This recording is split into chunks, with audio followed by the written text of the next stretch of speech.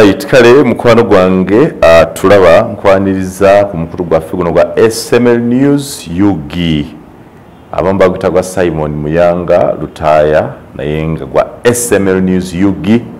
Kampuni yaffe empandisa obulungi ebyempuliziganya ku mikutu. Njagala beebaza okutugoberera ate n'okubeebaza olubaka obungi bwe mutuweereza. Abantu bangi baweereza obubaka obulaga nti mugoberera. Nsanyuka nnyo bwe mpulayo omuntu ne bw'abeera omu ng'alina ky'ayize kinsanyusa kubanga gwe mulimu gwaffe ate era ly'essanyu lyaffe bw'abaawo omuntu alina ky'ayize oba ky'ajjukidde. Ebintu ebyo biba bitusanyusa bulungi era biyambira ddala. Mpulira abantu bangi be tuba twogera nabo nga balaga nti omulimu gwe tukola oluusi bagulabanga ogw'omuntu alemereddwa. Basawo ne bannyabo teri mubuulizi wa njiri kaabe musiraamu kaabe mukristaayo yakoowa. Mu kkanisa ne bwe mubaamu abantu babiri ne bwe mubaamu basa ne bwe mubaamu omu ogenda obuulira enjiri ya Kristo oba ey'Obuyisiraamu. Kale naffe tetukoowa kwogera kubanga tumanyi nti ensi yaffe bwebanga buli omu ategeera ekigenda mu maaso etwanguyira. Buli wabaawo abantu abamu be tulese emabega nga tebategeera kigenda mu maaso, bwe tutuuka mu maaso etwandibadde tufuna progress batuzza emabega. Kifaanagananga okubeera edda bwe twabeeranga ku kyalo nga kuliko omugagga omu alina akaduuka. Omugagga oyo omu alina akaduuka, mulimu obusukaali, majaani, mwalingamu ebibiriiti, omunnyo n'obuntuntu bwe butyo. Naye ng'omugagga oyo azuukuka essaawa z'ayagala n'akeera mu nnimiro ye ne famire ng'akaduuka kaggale nga bwe mwetaaga sukaali ku ssaawa 2 temusobola mufuna kubanga taliiwo era tannazuukuka oba agenze mu nnimiro. So nga mulina okulinda kubanga ku kyalo yaliko yekka.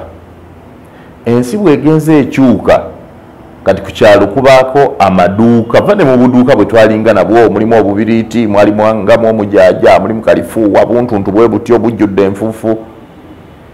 Ensi bw'egenze ekulintibwa nga tulina amaduuka mangi ku kyalo. Kati ate ab'amaduuka be bavuganya mu kukeera. Ne bw'oyagala sukaali ku 11 ey'okumakya waba wagguddewo. Ne bw'oyagala ogenda omukonkona bangi baggulawo. Edda kye bataakola ng'akugambira munda tugaddewo paka enkya. So si kirungi okubeerawo n'abantu nga batono abategera ekigenda mu maaso mu nsi yaabwe.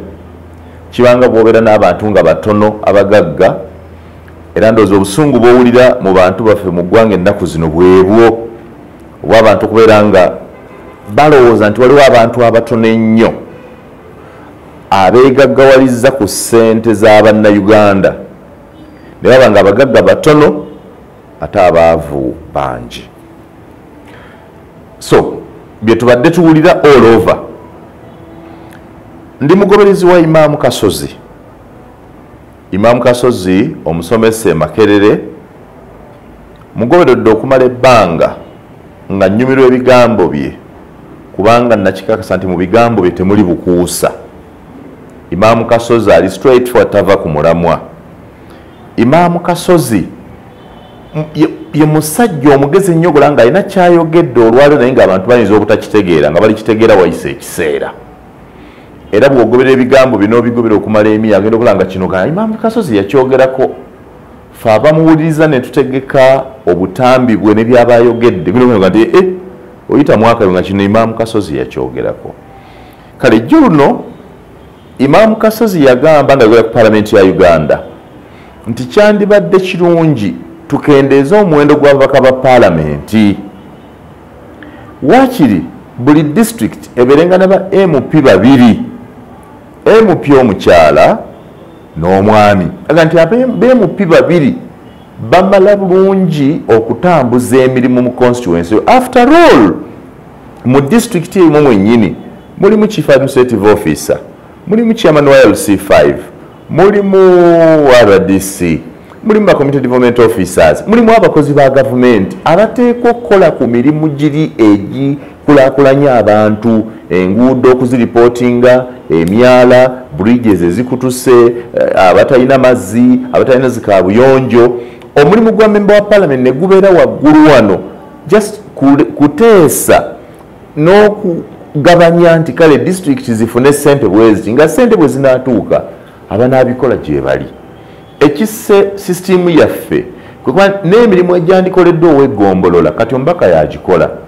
Mbaka yatongoza enzizi, yazizimba, enguudo gwe bazisaba, ate nabo baganya okwogera amazima. Abantu bano batya okwogera amazima nti bonayogera okwogera amazima ogamba omuntu nti ekyo ky'ogamba sinze nteeko kikola.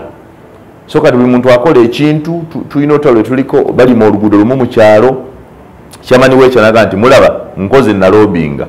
Kyamani w'omuluka naga nti oluguudo mululabye, ow'eggombolola okwo, kansala okwo, LC5, MP, buli ajja n'obuuza nti abantu abakoze oluguudo luno bali bamekera ddala omutuufu yaani. So Imam Kasozi yagamba nti ekibi ekiri mu ggwanga lyaffe bw'oyogera ku nsonga eriwo mu bulambulukufu, oba n'oyogera ku nsonga eriwo mu mazima, oba n'oyogera ku nsonga eriwo ng'abangi tebagikkaanyaako, abatono be bagikkaanyaako, banguwa mangu okugamba nti weepositioninze either onoonya mulimu oba onoonya kifo oba wagguliddwa oba oyagala ssente.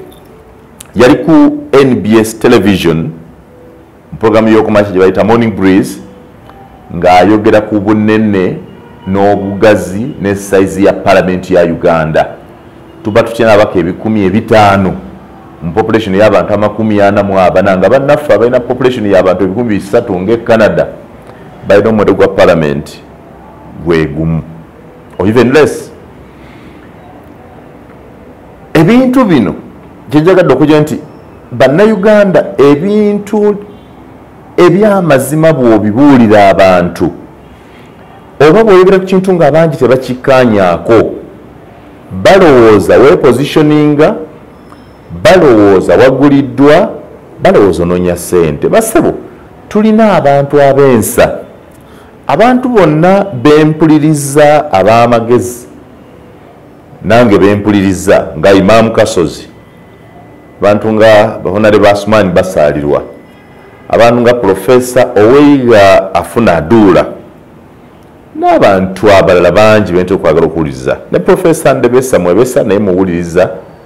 Waliwo abantu ab'enjawulo bengera nga nti oyo bw'aba ayogera, abantu nga Medad Sseggona Lubega w'ekitiibwa, abantu nga Mathias Mpuuga mbawuliza. Waliwo abantu be mbadde ngoberera nga njagala abantu nga Dr. Kiza Besigye, bajje n'Omugisha Muntu, abantu nga Bamusinguzi Lujoki mu URA, Baramadhan Gobi, abantu nga the late Muzata, abantu nga Mufti Menk, nkuwa klasi y'abantu bengoberera, abantu nga Bujingo, ne Bujingo nnaku zino bintu kumuwabako na kumusobaka ne balowooza nti ne batandika omuyisaamu amaaso, ninga yali ayogera ebigambo eby'amagezi. A blend of religion with conventional understanding of Christianity and then the theological preferences that we have today. I follow these people. Ngezaako kulaga abantu bengoberera aboogera nti yes, that one is talking. It's unfortunate that abantu ba Uganda tebamanyi nti Mwami Yoweri Kaguta Museveni ng'oggyeko okubeera president bw'oba obala abantu abalina amagezi aboogera n'owuliza n'oba nekyojjamu, aboogera n'obugagga obw'olulimi. Yoweri Kaguta Museveni is one of them. Ayogera n'olulimi olugagga ennyo olw'ebyafaayo, ng'amanyi engero, ng'amanyi ebikokyo, ng'amanyi enjogere eya traditional. Era ayagala nnyo nti ffe Abanyankole tugamba, Baganda bagamba bwe bati, omuntu afaayo okuyiga ennimi z'abalala, omuntu akulaga nti asoma ebitabo.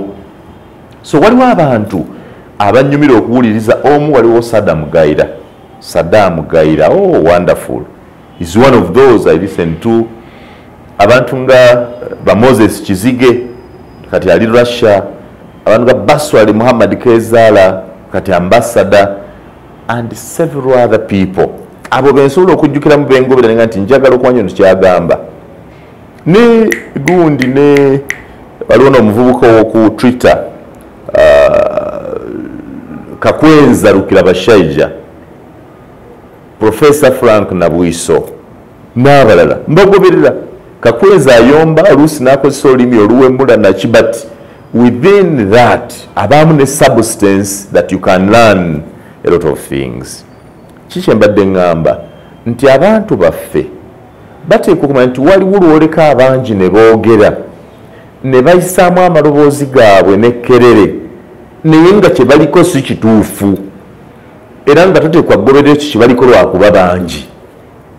Abantu baffe tebamanyi nti mu bukulu bwe wagambanga omuntu ekintu njaga nti kale mpuliriza kanneebake nyongere okukigayaamu enkeera n'akuddamu enkya nja kukuddamu. The purpose was nti bw'owulira ekintu ebintu ebimu tebyetaaga bitwalanga bw'obiraba nga gwe kennyini teweewaddeeyo budde kwerowooleza nakugaaya mu bintu ebyo. Kyobulaafu oluusi bwe tubigamu ne tubyogera waliwo wano omukyalo omuvumi atanyo yeeyita ani wa Bobby something yeeyita oba Aisha wa Bobby muvumi nekyatawuliriza nekyatategedde nekitaweddeeyo agoberera kuvuma buvumi oba kino kizungirawa bino obusakiraga kati ono tandiisa tanywesa ate above all naga nti Aisha wa Bobby kati oluusi noza nti akuvumira mu linnya lya Bobby akuvumira mu linnya lya NUP akuvumira mu linnya lya people kubanga kyeyeeyise n'erinnya lye eryo ne profile pic ye kyeyogera. Nange bwe nalowooza nti waliwo abatuseera naye Dr. Besigye yaŋŋamba nti oluusi gavumenti embi zigula abantu abo ne beetuuma ebibiina bino ebirala ne bakuvuma olowooze nti bano be bakuvuma nga nti ate bannange bwe tuli nabo mu struggle oba naye nga gavumenti embi oba abantu abalala batakwagaliza bye bakozesa. So oyo Aisha wa Bobby simanyi something atera nnyo okukigobera nekyatategedde kisinga okunnuma njagala nnyo omuntu ategedde okumpakanya naga nti ekyo olimbye oyongeddemu okendeezezza naye kinnuma nnyo omuntu atategedde okuyomba ng'oluusi nekyayombera kyoyogedde kyotegeezezza naye nga takitegedde. So bannayuganda waliwo ebintu bisatu byenjagala okubalaga olwaleero tumalirize bulungi. Ekisooka mwe temwebuuza lwaki abantu abaagala gavumenti ekyuke opposition buli lwe tutuuka mu budde obuli critical obwetaaga omuntu okutefaayo ennyo okuwugula bannayuganda bakukkiririzeemu ate opposition lwano lwetabuka. nja kuwa ekyokulabira kati saino we tuli aba NRM the National Resistance Movement mu byalo emitwalo 7,200 mu byalo emitwalo 7,200 mu buli kyalo balinamu omuntu gwe bayise registrar alindiridde okuwandiika abawagira NRM n'okutereeza enkalala z'abalonzi baabwe aba NRM ez'obwa memba mu buli kyalo ebyalo emitwalo 7,200 mulimu omuntu. Kitegeeza NRM at least erishuant ku buli kyalo at least erinako agent waayo omu yo registrar. Era bw'oba ku mikutu gya social media sabbiiti 2 eziyise ze tubaddemu buli muntu olaba bali mu kuyisa bufulaya agenda wewandiise Ganda update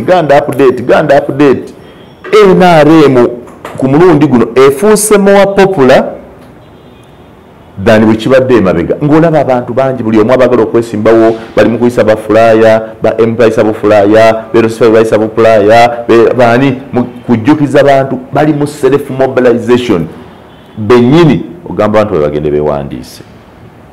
Njagala oteebereze nti singa omusajja ono ayina ebyalo 7,200 ffe wano tulina ebibiina by'obufuzi nga tuga nti buli ku kyalo leetayo omuntu omwomu nga ebyalo ebimu nga tebaliiko.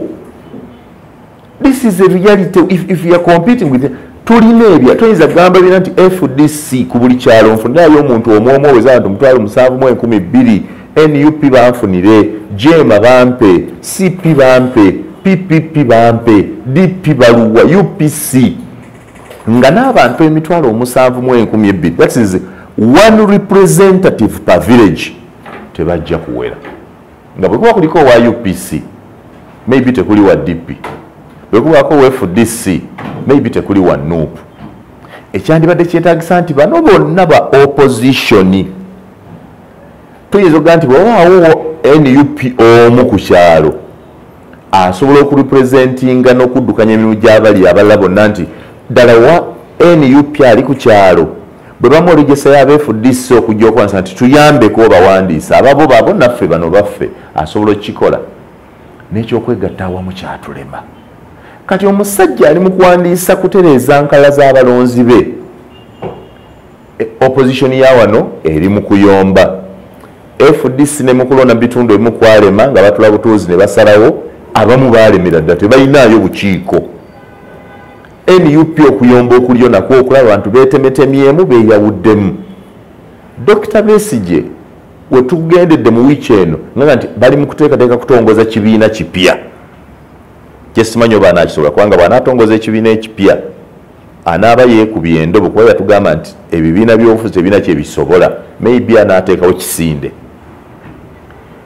Ebyo byonna babikola okuyomba kuli mu DP block, DP original. UPC nga bw'ogiwulira abantu abateeka okujja okwekwatira awamu okujjako gavumenti ya Yoweri Kaguta Museveni bo beetemyetemye buli omu ali ku lulwe. There is no common agenda nti kati bakola ku kino bonna awamu buli omu akola kikye. Naye ng'oli gwe bavuganya yafulumizza dda ssente n'alonda abantu n'akola zi register n'aziteeka ku byalo abantu okuzeewandiisaamu. Era kituufu abantu bagenda kwewandiisa. Bwe baneewandiisa ajja kuvayo ng'afunye abantu obukadde tugeze 7. Naye mu kulipooti ng'ajja kuga nti awandiisizza abawagizi ba NRM obukadde 14. Tojja kumuwakanya kubanga gwadde towandiisizza. Ajjaga nti register yange yiino naawe leeta eyiyo. Ffe ne register aga ku kyalo wadde tuwandika aba opposition ku kyalo nti buli abawagira jangu tukole register emu. Ng'oli ajjuzaamu nti abanuupu baabano oteeka oyinza okuteeka mu kolomu nga register emu, first column FDC, second column DP, third column UPC John. Ne tukozesa ssente za register emu ng'oli wajja ng'oli wa kibiina ki nti nze NUP ne batiikinga awa NUP. Onanya nti oli wa kibiina ki nze ndi wa FDC. Tulina kintu kimu kyokka, twagala gavumenti ekyuke, twagala Museveni agende. Agenda atya? Akyuka atya? Era bw'agenda kiki ekidda? What is that grand post Museveni plan gye tulina ng'ebina by'obufuzi byano byonna bigikkanyako nti Museveni n'amala agenda? This is our grand plan. Where is it? Naye ebintu nga bino ebiba provoking abantu tebaagala tubyogereko, tetwagala kubirowoozaako kubanga oli bw'abyogerako balowooza nti either we positioning oba wagguliddwa oba okolera gundi. The fact is opposition yaffe bwetatuula kwerowoozaako kufuna common agenda nti ekizibu kyaffe kinti Museveni ne gavumenti kyekyo ntyoke kyetwagala kintu twagala gavumenti ekyuke. Eteekwa kukyuka etya? Mukkaanye nti ejja kukyukira ku mundu bweba ya mundu buli omu amanye nti notukanyiza gavumenti ya Museveni tunagikyusa na mundu. Ekyomukisa omulungi Museveni yasettinga wano system. Abantu nti bweyogera kukyusa gavumenti ne mundu bajja kusiba, bajja kuvunaana emisango, bonna bakitya.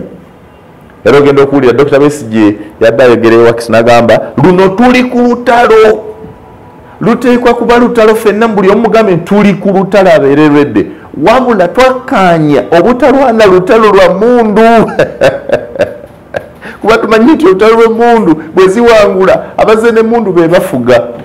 Ayinza okuba mutuufu naye era n'okutya mwekuli nti batya nti bona abantu alakukyusa gavumenti na mundu bajja kuvunaana obuyekera bakuvunaana okulya mu nsi olukwe bakusibe so babitya they can't say it yet the constitution eya Uganda ssemateeka wa Uganda akulembera Uganda akirambika kiriyale nti munnayuganda yennanga mumativu nti gavumenti eriko tetambulira ku mulamwa nti gavumenti eriko etandisa okutyobola amateeka nti gavumenti eriko etwala bannayuganda mu nnyanga waddembe okukwata emmundu n'okukunga abalala ogenda mu lutalo olw'amasasi olw'emmundu okujja ku gavumenti eyo it is constitutional akakwakulizo kokka akalimu ntereko okubanga olaga nti mu butuufu embeera gavumenti weetuuse evudde ku nfuga ey'amateeka era gavumenti ya NRM kyobola ebintu byonna byekola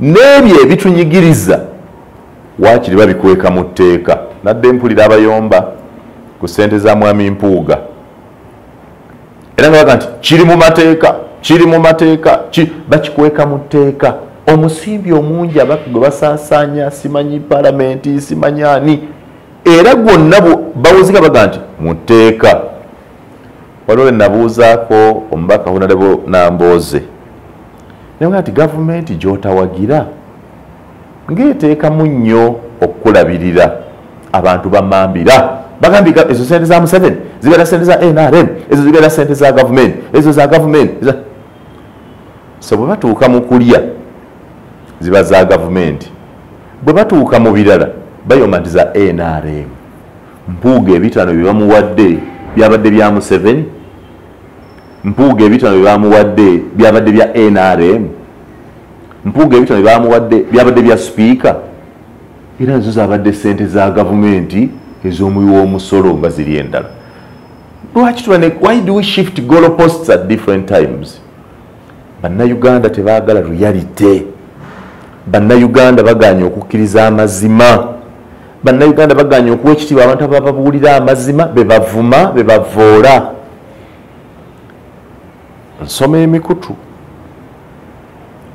ndaba ebivumo by'abantu abamu ku TikTok nga bawemula n'okuwemula bavuma bya buwemu naye ng'ekyamazima tewaliyo gavumenti yali ekyuse ng'egendera ku bivumo abatuvuma bagenda nti katukuvume oba tukuwemule ogwemu amaanyi okiveeko oba olekeraawo not some of us siyinza kukivaako era nsoma ekivumo kyo nekigenda ekiyisanyusa nti oba wakavusoma ebivumo 3 ne wabaawo ate omuntu abantu abalala 2 oba 5 abeebazanaga nti weebale nnyo olw'ensomesa eyo weebale nnyo olw'okujjukiza okwo era abamu abankubira ne ku masimu over the weekend waliwo omuntu eyankubira nga bongerako they are building ku kyogamba oli yangananga nti Muyanga bw'obanga nuupu okyagisaasa lwabiguddewo ku lwa Mpuuga linda olwa Nyanzi konze wayabadde Mpuuga yagenda okusooka okufuluma kuba yajja kufuluma naye ate olunaafulumya Nyanzi ogenda kuluwulira konze wangi nti nenga naye Nyanzi kojjange nga ye mukulu wa kojja akulembera ekibiina ebyo byerabire olutalo lwa Bobi Wine okusalawo ku Lubongoya ne Nyanzi ani ajja ku bwa Lord Mayor lugenda kubaawula ate kirabika nga principal wadde oli muganda we agenda kusubira ku Lubongoya kubanga enteekateeka zonna ziwedde enteekateeka za Lubongoya ku bwa Lord Mayor zaggwa dda okulobinga munda mu gavumenti munda mu security munda mu electoral commission munda mu bavunaanyizibwa okwa Lubongoya okufuuka Lord Mayor enteekateeka zonna zaggwa dda nga ne principal yazikkiriza era azimanyi bulungi kati saawa eno Nyanzi azuukuka nti naye ayagala bwa Lord Mayor principal akimanyi nti kasakkiriza Nyanzi okwagala obwa Lord Mayor nga naye ayagala obwa president abantu bajja kukirabanga famire ruulu ate agamba ono yakazuukuka buzuukusa oli yali ekikola dda akimanyi nti kasitakkiriza Nyanzi abantu bangi mu NUP balina obulumi nga babusirikidde nga balowooza nti kojja Nyanzi ya influencinga ennyo kojja Kyagulanyi nti era oba oliawo emirobo olina okudobonka n'okutono okuli mu NUP kuva ku magezi ga kojja Nyanzi kwagala kufuga kojja Kyagulanyi mu nkulembera y'ekibiina nti olwo olutalo lulinde naye nga bw'oli munda lwaki olutalo olwo tululinda lwaki mulukkiriza mulutugire munda eyo mu kikkaanye kireme kujja kuba buli ekijja eno kimenya nti luli lwasukka luli munda ng'olwampuuga nalwo olutalo lwampuuga si lwajjo basebo ne bannyabo olutalo lwampuuga lumaze ekiseera nja kubyogerako mu mboozi yaffe enaddako yentegese ku Baganda ku Buganda specifically nekyemba njala okulaga nti bannayuganda ogaana okwogera amazima n'okutuleekaanya ennyo buli omu n'aba mu kuleeka ne tulemererwa okunoonya ekituufu kitumazeeko emirembe katunuuliranga ensonga eri mu palamenti eya Speaker Anita Among bannange owulirizanga naye kiki tuliko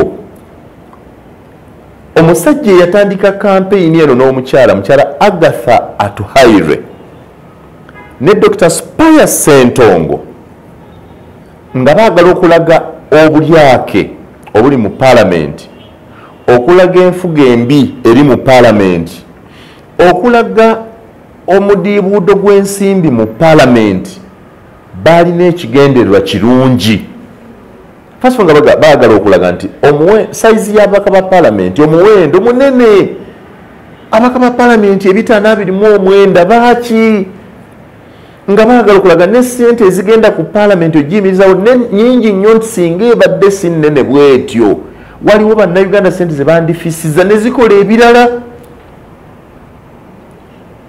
tugenza okuwunzika ng'ekigendererwa ekyo ekirungi ekyokuzuukusa abantu nga kiri ku Anita Among natayebwa kati tetuli ku nzirukanya ya palamenti yonna okutwalira awamu abantu bali ku bugagga bwa Thomas Tayebwa Deputy Speaker n'obugagga bwa Anita Among naye ng'ate ku byonna bye twogera tewali kiragenda kukyusamu kubanga omudiibuudo gw'ensimbi ogwa Thomas Tayebwa nga Speaker wa Parliament n'omudiibuudo gw'ensimbi ogwa Anita Among nga Speaker wa Parliament so oli Deputy Speaker guli mu mateeka yes kiyinza okuba nga kikuluma nga ssente nnyingi naye olwedde baamala dde okukisabika kiri mu tteeka nga mu tteeka lino bayisa ssente budget gye bayisa ya Deputy Speaker wa Parliament ya buli mwaka nene ya biliyoni 11 gavumenti ya wano bannayuganda ensi enjavu yawa Deputy Speaker wa Parliament mu budget this is where we miss mu budget ya Uganda Deputy Speaker Thomas Tayebwa office ye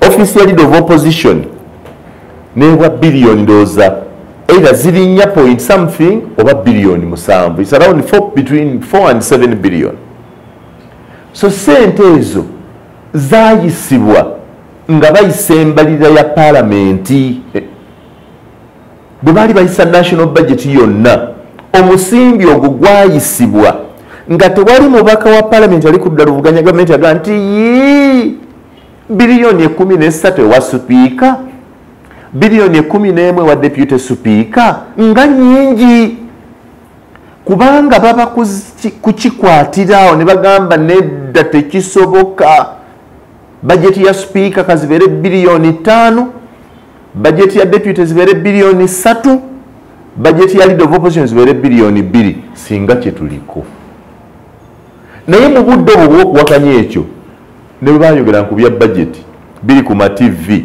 biri ku ma radio oli olubira baga nti ate bali kubyamba nti avaayo so kyabayitako obudde obwandigemye ekirwadde ky'omuntu obutaba na kyadiibuuda bwabayitako Kaliga nti speaker yasaba ssente bweziti zigende zigule kino, n'asaba ssente bweziti n'aziwa ab'ekkanisa, yasaba ssente bweziti ne zizimba eddwaliro, yasaba kuziri mu mbalira gye bwamala okumuyisiza, kubanga obudde bw'okuyisa embalira mwasumagira ne mutagitangira, kati mwali mwazanyira. Tolina tteeka mwogenda kumuvunaana, teririiyo. Ne zino ze muvunaana mpuugadde 1.7 billion zonna baamala ozikweka ne ziyisibwa mu bajeti. Era Mathias Mpuuga yagamba nti nze ninze buli nze mbadde nti mu mbalire y'omwaka guno ngenda kufuna installment yange esembayo mu mbalire y'omwaka guno. Kitegeeza embalira yayisibwa dda. So abagezi baffe abali mu paalamenti baali luddawo okutegeera nti zino zo zaayita zitya, kubanga ababaka ba paalamenti njagala basebo ne banyabo tukanye bulungi, aba FDC abali mu paalamenti, aba DPUP, NUP, GM bonna baweebwa kopi z'embalirira nga bajeti egenda okuyisibwa, ne baweebwa n'obudde okugenda mu bukiiko obuteekateeka embalirira eno okutaganjula ebirimu babitegeere bulungi, ne baweebwa n'obudde okuwakanya bye batayagala mu mbalirira eno, bonna tekuli yawakanya. So kitegeeza nti baayisa akawumbi akamu mu miliyoni 7 ez'abakomishona ba paalamenti nga beemupi ba opposition bonna tebakitegedde, bonna kyababuuka koote bakibuusa amaaso, kyabayitako nga tebakitegedde, nga tebakirabye.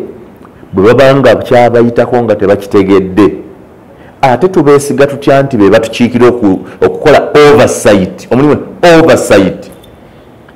If they were not able to detect the allocation of 1.7 billion in the budget for parliamentary commissioners and reject it at the budget preparation level, how then do you trust them to do an oversight on a 52 trillion budget?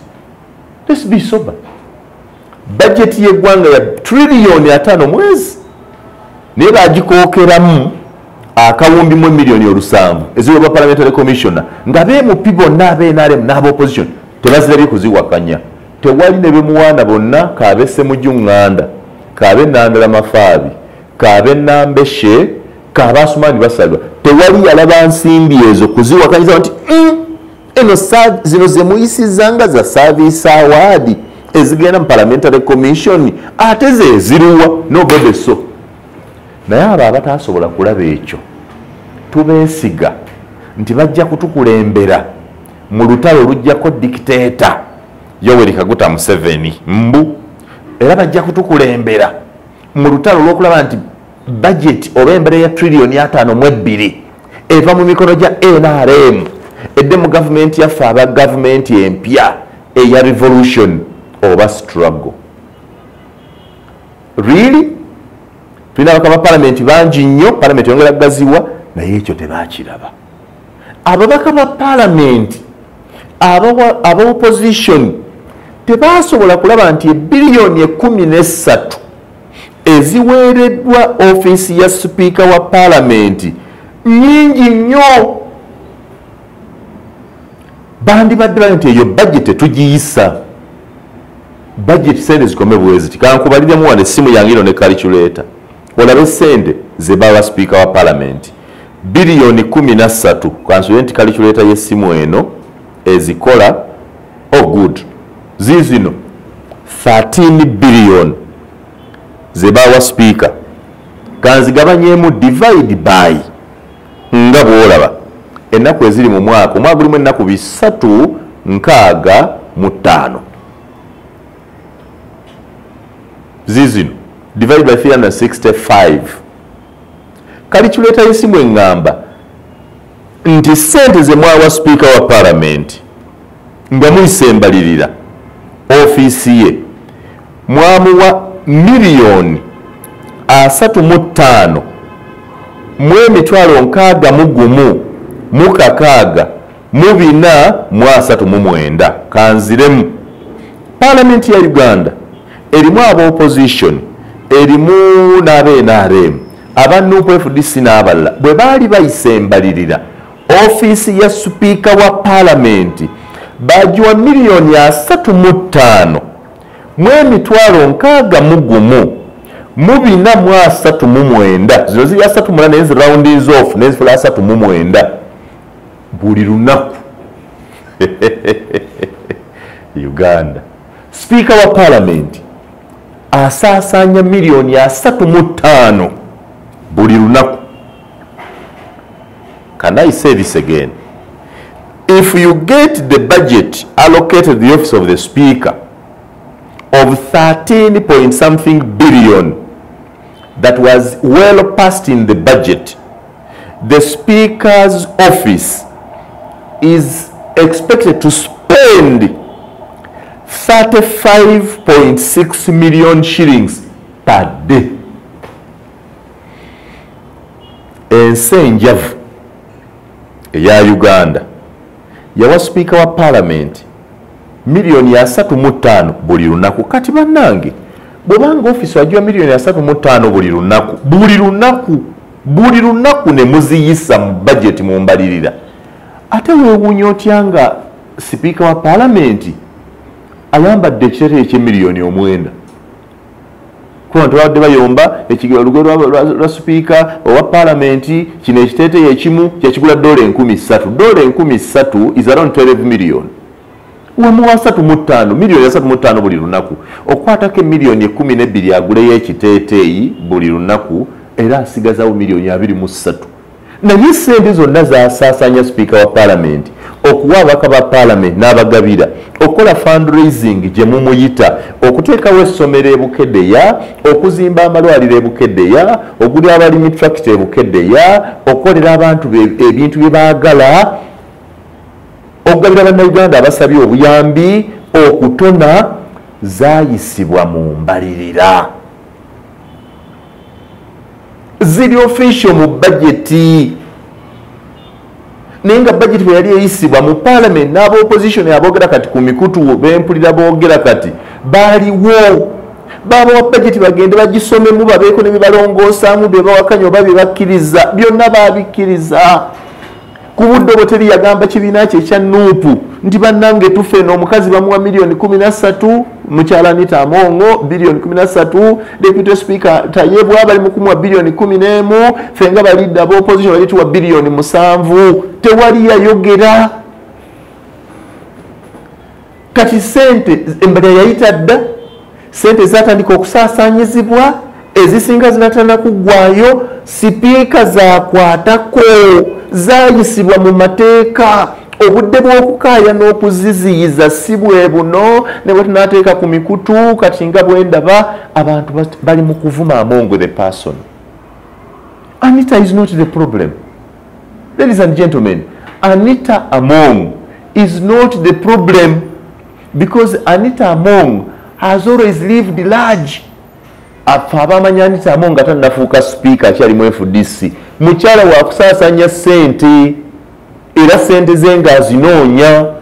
Era bw'oyagala okutegeera nga muntu wa ssente, noonya baani abaali abaami be, baani abaali mikwano gye, baani abakola naye bizinesi. Anita Among ne bwe yali asomesa ku data mine, ne bwe yali asomesa ku MUBC, ne bwe yali asomesa Kampala International University, KIU. Anita Among was a heavy spender, a classical woman, a woman of class, a woman who loved good things. Atenga, he was a woman of sharing. Anita Among abamubeera around, abawa sente, gwenkolera kino, gwenkolera kino, gwenkolera kino, bwakutuma kino, leeta kino, kola kino, sigaza zino, twala zino. Ne mu FDC, Anita Among ne Ibrahim Kasozi mu budde obwo nzijukira bulungi, be bantu abalinga ne ssente nga buli alina ekizibu mu FDC bw'abatuukirira talema kufuna ssente, era ne batandikira awo okwogera. Anita Among, Anita has a lot of money. Where is Anita getting money? Maybe Anita is a Museveni model. Maybe Anita works with Basajja Baraba. Maybe Anita, but Anita had money.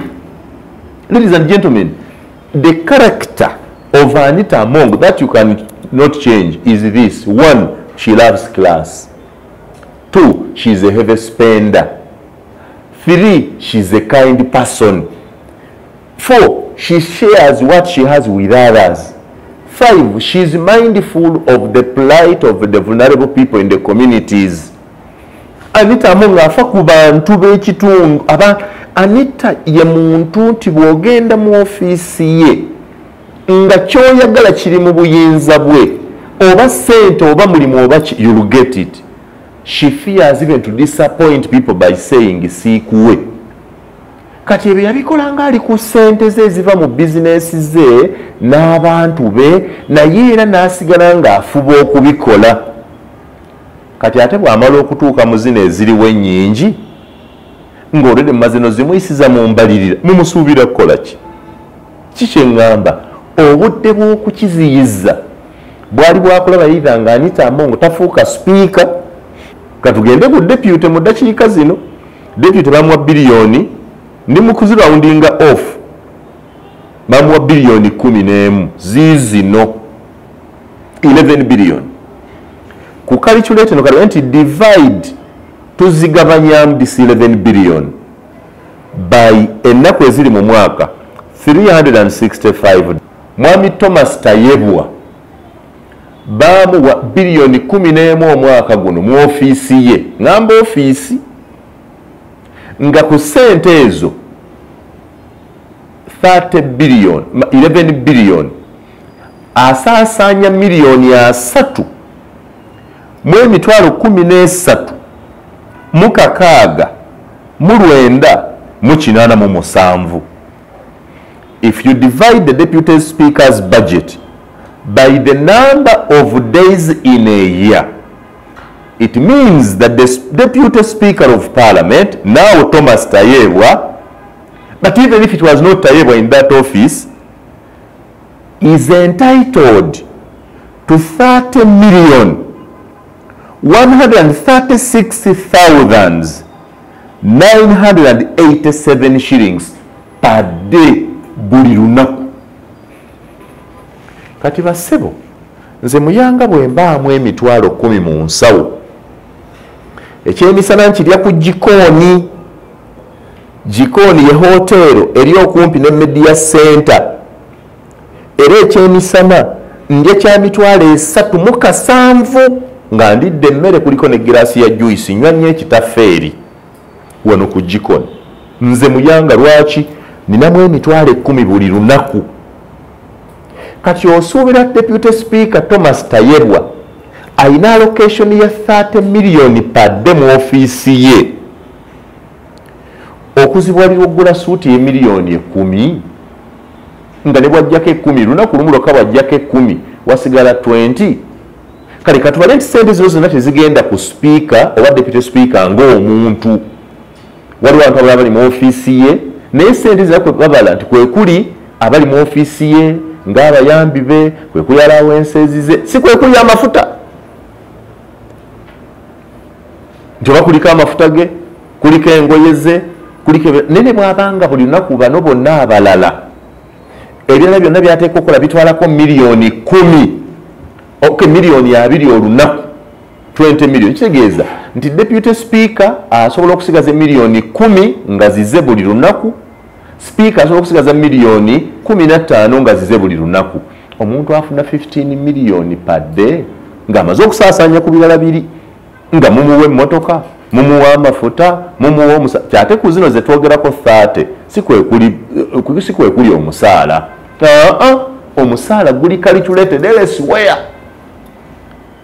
So bw'abanga asobola okutona n'atonera bano, n'ayambala engoye ez'ebbeeyi, n'alya mu bifo eby'ebbeeyi, ekizibu kiri kwani? Sente mwazimuyisiza. Kyeŋŋamba bannayuganda, naddala bannaffe abali mu opposition, bwebaga nti beba checkinga gavumenti, to keep government in check, to do oversight. You don't check when a mistake has already been committed. You check to prevent, you detect to prevent this. Basebo ne banyabo, obudde bw'okulemesa kyobalamba nti exhibition ya Uganda Parliament exhibition yabadde nungi. The exhibition, the Uganda Parliament exhibition was good until it degenerated into personal attacks of the speaker. Let me tell you, how do you tell me that you are talking about governance at Parliament and then you are talking about Anita Amongo's twins? How does that come to Parliament? You are talking about governance at Parliament and you are talking about Anita Amongo's dress, Anita Amongo's shoes, Anita Amongo's necklaces, Anita Amongo's husband, Anita Amongo's home. How does that come into the governance of Parliament? Because if Anita Among is putting on expensive clothes, the expensive clothes are bought from her salary. Her salary as the Speaker of Parliament was duly approved by the whole Parliament of Uganda with NRM and opposition MPs in agreement. It is therefore a misdirection to attack Anita Among, the person, instead of attacking the law that governs Parliament, the law that allows Parliament to appropriate expenditures, the law that allowed Parliament to allocate 13 billion to the office of the Speaker, the law that allows the Speaker to spend the 13 billion in the way she deems fit. This has not started with Anita Among. It was so when Second was in office. It was so when Kadaga was in office. Every Speaker is allocated an amount of money, a vote, from which she spends, and that expenditure is regulated in law. The personal attacks, people are talking about the looks of Anita Among. How do the looks change government? How do Anita Among's looks fight corruption? That if Anita Among was very black, so Uganda will not be corrupt. We are discussing trivialities and leaving major issues. The issue is write a citizen petition, take it to Parliament, hand it over to the Speaker, calling for a total change of an amendment in the law to cut the expenditures and authority of Parliament. Give it to the Speaker herself and then challenge her to present it to Parliament in public interest. If the Speaker refuses to handle that report, that citizen petition, let us go to court in a citizen petition in public interest. From that court ruling, Parliament will be forced to legislate and maybe curtail some of these powers. But some of the law, the Administration of Parliament Act, amended in 2005, etteeka eriddukanya Parliament kwetambulira eryalongosebwamu mu 2005 erivaamu akakiiko ka Parliament ke bayita Parliamentary Commission bwekyo bwe lyakola.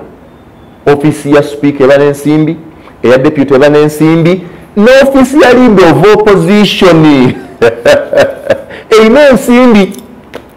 Tewali munnayuganda gwe nali mpulidde wano kumwe abaagala opposition NUPF, DCDP, UPC. Tewali nali mpulidde bantu bano nga baga nti bannange gavumenti bw'eba spendinga sente zayo ekukuta bukukuse twagala kumanya. Tusaba office ya Leader of Opposition eteekeko mu mawulire accountability y'ensimbi ezigiweebwa. Nabo ojja kulaba ngeri bwe batona. Tuli mu office ya Leader of Opposition wano muyombera wano nga mugamba mbu gavumenti ya Museveni ejjudde banankole buli neya Leader of Opposition olwokuba Kyagulanyi ye president. Mu office ya Leader of Opposition balimu emirimu. Omu ku baganda ba mukyala Kyagulanyi, mulamu wa Kyagulanyi Robert, president wa NUP ate Kojjange, akola mu office ya Leader of Opposition. Nowa Lubongoya ali mu Parliament mwakola, buli omu aba ne watuuka aleeta babe. Kati bayinza questioning expenditures ezo because they are benefiting. Mbasaba basewo ne bannyabo, Speaker wa Parliament kyekifaananyi ky'eggwanga. Bwe twogera ebintu ebimuvoola ennyo ebivoola Speaker wa Parliament, kitegeeza nti ffe nga bannayuganda tetutegeera bulungi lwaki twaddira omuntu gwe tuyisaamu amaaso, omuntu gwe tulanga tazitowa bulungi, omuntu asaasaanya ensimbi nga talumira mu wa musolo, lwaki abaka ba Parliament yaffe gwe baawagira omuteeka mu kifo ekyo baali tebategeera, waliwo bye batalaba, waliwo bye batamanya, era bwe baba tebasobola kulaba ekyo kulabula ggwanga nti bannange ono gwe tuleeta ajja kuba muzibu nnyo. Ate ki ekirala kye balisobola okututaasa n'okutulabula? Ekizibu si Anita Among, ekizibu si balongo ba Anita Among, ekizibu si ngoye za Anita Among, ekizibu si mmotoka z'ayambala. Omusaala Speaker wa Parliament gw'afuna ekimugaana okwambala olugoye lw'emiliyoni 13 kiye lw'ayagala, ate ne ssente weeziri mwamuwa omusaala. And this Anita Among, I know, has been rich even before. Even if Anita Among was not Speaker, ne bwe yali nga tannafuuka Speaker, ngali mu Parliament, look at her dresses. Look at her dresses as Deputy Chairperson of the Public Accounts Committee. The same type of dresses she used to put on when she was an ordinary member of Parliament are the same types of dresses she's putting on today. Then she was not getting a speaker's allowance or speaker's budget. She was getting her own salary, but she was still spending expensively because Anita Among is a businesswoman. We can leave that. I am under instructions, by the way, if you don't know. I'm under strict instructions. Not talk about Anita, whether I'm speaking good or I'm speaking bad. I'm under instructions, understand instructions. But because I'm a journalist, no one can gag my mouth. This speaker you are talking about, the image portrayed is that she has self-enriched, she has enriched herself because she is a Speaker of Parliament. No. Anita was rich before. She stood for many elections and she was spending heavily. She was a heavy spender. She was doing business, many connections, and she has money from several other sources.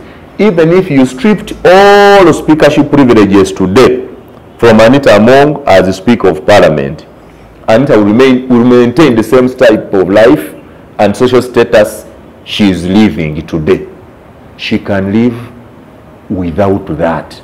But the issue is not her. These are entitlements you are accorded high in the law.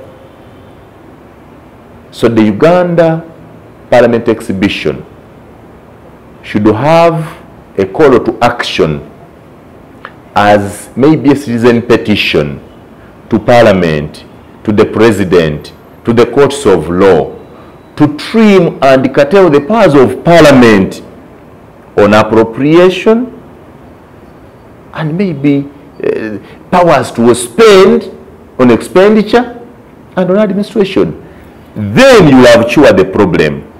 But for you to get this whole big debate and trivialize it into personal attacks on Tayebwa, personal attacks on Anita Among, showing us their houses, their cars, their family, their dresses, their shoes, their belts. No, it is really bad for a country to degenerate into discussing the type of belt, the type of suit, the type of shoes, the type of stockings that a deputy speaker is putting on or that a speaker is putting on. The next thing we are going to do is to debate the speaker's knickers. This is $3,000 or 12 million.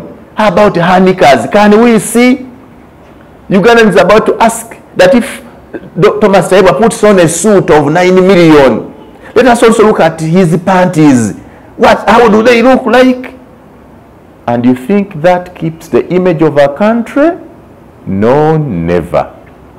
What I have said is not what you want to hear, but the reality for God and my country.